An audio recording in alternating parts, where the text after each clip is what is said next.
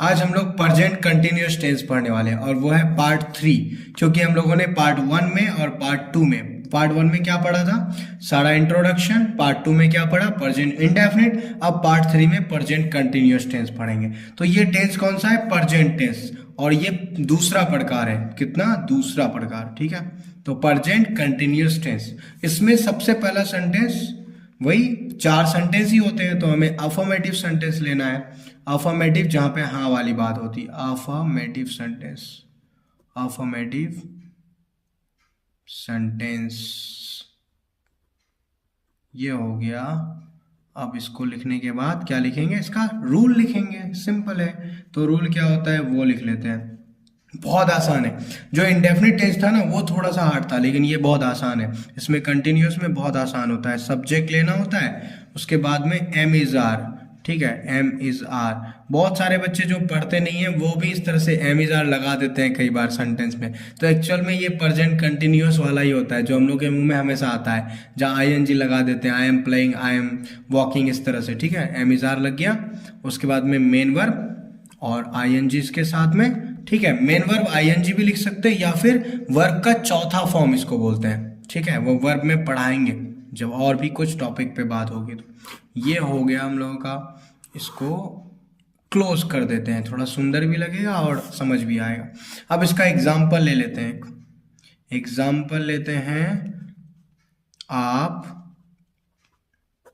मैदान में खेल रहे हैं, आप मैदान में खेल रहे हैं। इंडेफिनिट में क्या होता था, जाता, खाता, पीता, यानी ता रहता था वहां पे। अब यहाँ पे क्या है कि हमेशा रहा है, रही है, रहे हैं, इस तरह से आएगा, ठीक है। और एमिजार जो लगेगा इसके बारे में थोड़ा जान लेते हैं। सिंपल सी बात है, अगर आपके साथ में अगर यहाँ पे सब्जेक्ट आई आता है तो आई के साथ हमेशा एम लगेगा। क्या लगेगा, एम। उसी तरह से ही आएगा, या फिर सी आएगा, या फिर इट आएगा, या कोई नाम आएगा, तो इसके साथ में हम लोग बिना सोचे इज लगा देंगे। और अगर यू आता है, या फिर दे आता है, या दो नाम आता है कोई, जैसे राम एंड मोहन, तो वहां पे क्या लगेगा, आर लग जाएगा, ए आर ई। तो ये वाला आई के साथ एम लगेगा, इसको घेर देंगे, इसको याद भी रखना है, इंपॉर्टेंट है, हर सेंटेंस में काम आएगा, ठीक है। इसको भी घेर दो अच्छे से, ये नोट करना है सारा चीज, क्योंकि अगर आप नोट करोगे तो बेटर रहेगा। बाकी जिन लोगों को याद रहता है अच्छी बात है, जिनको नहीं है तो वो नोट कर लेना, ताकि बनाने में आसान हो जाए, और प्रैक्टिस करना है। तो आप मैदान में खेल रहे हैं, तो क्या होगा, आपका इंग्लिश यू होगा। यू के साथ क्या लगता है, देख लो यहाँ पे, यू के साथ आर, तो यू आर, ठीक है। हमेशा यू आएगा, तो आप लोग, तुम, सबके लिए यू होता है, यू आर ही होगा, ठीक है, यू आर। अब खेलना का इंग्लिश क्या होता है, प्ले होता है। तो यहाँ पे मेन वर्ब प्ले हो गया, उसके बाद में आई एन जी लगा देंगे, प्लेइंग। देखते चलो कि यू आ गया सब्जेक्ट, एम इज आर में से आर लग गया, खेलने का प्लेइंग, उसके बाद में कहाँ पे, मैदान में, ऑब्जेक्ट मैदान हो गया।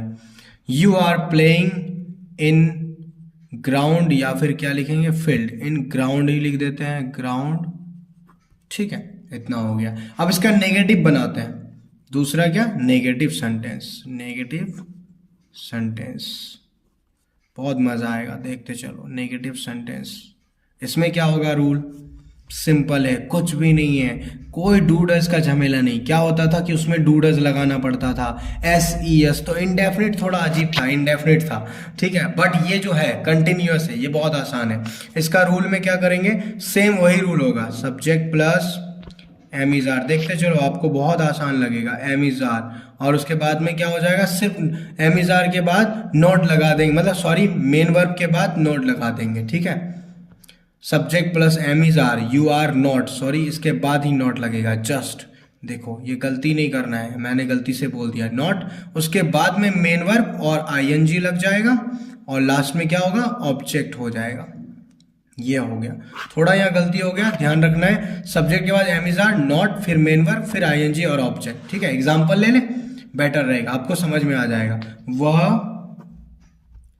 रात में पढ़ रही है, वो रात में पढ़ रही है, इस तरह से हो गया, ठीक है।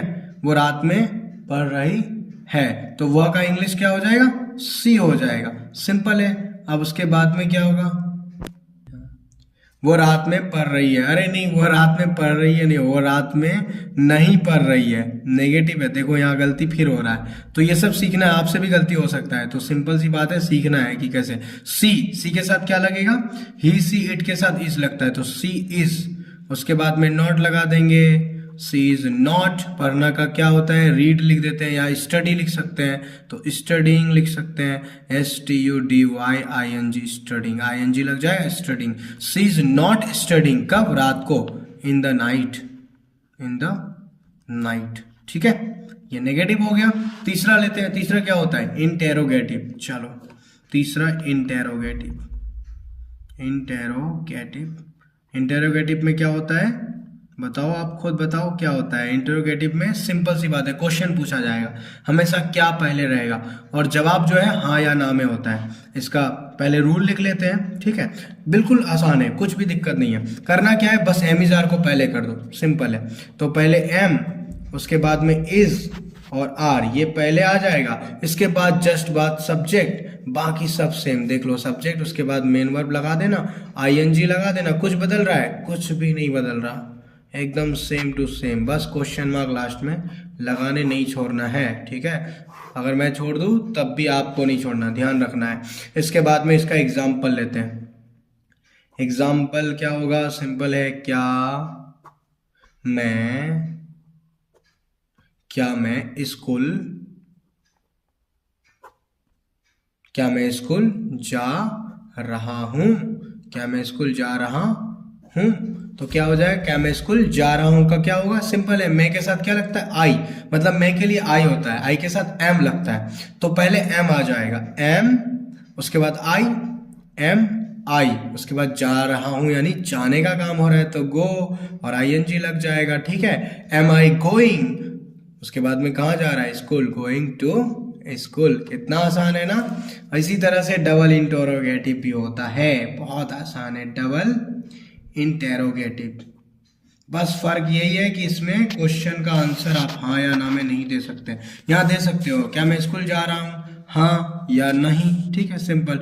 डबल इंट्रोगेटिव सेंटेंस में ऐसा नहीं होता, इसमें डिटेल में बताना होता है। जैसे क्या पूछेगा आपको, एग्जाम्पल। चलो इसमें रूल पहले लिख देते हैं, मैं डायरेक्ट एग्जाम्पल ले रहा था, रूल लिख देता हूँ पहले। करना क्या है इसमें, पहले WH फैमिली। WH फैमिली होता क्या है, इसके बारे में वीडियो मैं बनाऊंगा। ठीक है, WH फैमिली सिंपल में बता रहा हूँ, जहां W और H वाला वर्ड आए, क्वेश्चन वाला, व्हाट, व्हाई, हाउ, हाउएवर, इस तरह से। ठीक है, WH फैमिली प्लस क्या होगा, उसके बाद एम इज आर लगा देंगे, एम इज आर। कुछ भी रूल में चेंज हो रहा है, बस एम इज आर वैसे ही लग गया। फिर उसके बाद सब्जेक्ट, उसके बाद मेन वर्ब के साथ ING लग गया, और लास्ट में आपका हो गया ऑब्जेक्ट, क्वेश्चन मार्क लगा देंगे। इसको जो है बॉक्स में क्लोज कर देते हैं, सिंपल। अब क्या करेंगे हम लोग कि एक एग्जाम्पल लेते हैं। ठीक है, क्या एग्जाम्पल लूं, क्या लूं, वह ये वे लोग वाला लेता हूं। वे लोग कहां से आ रहे हैं, वे लोग कहां से आ रहे हैं, क्वेश्चन मार्क बहुत जरूरी है, यहां भी मैंने नहीं दिया था, तो ये सब ध्यान रखना है। सवाल पूछने से क्वेश्चन मार्क लगता है। वे लोग कहाँ से आ रहे हैं, अब ये नहीं बोल सकते कि हाँ या ना, ऐसा थोड़े होगा। कहाँ से आ रहे हैं तो उनको बताना पड़ेगा कि कहाँ से आ रहे हैं, यानी कि डिटेल में जवाब देना है। तो डबल इंट्रोगेटिव में जवाब अच्छे से देना पड़ता है, इसलिए। अब इसको बनाते कि बनाएंगे कैसे, वे लोग कहाँ से आ रहे हैं, WH फैमिली कौन है, कहाँ, कहाँ का क्या होता है, वेयर, उसके बाद में एम इज आर लग जाएगा, तो दे के साथ आर लगता है, तो वेयर आर दे, आने का, कम, ING कमिंग।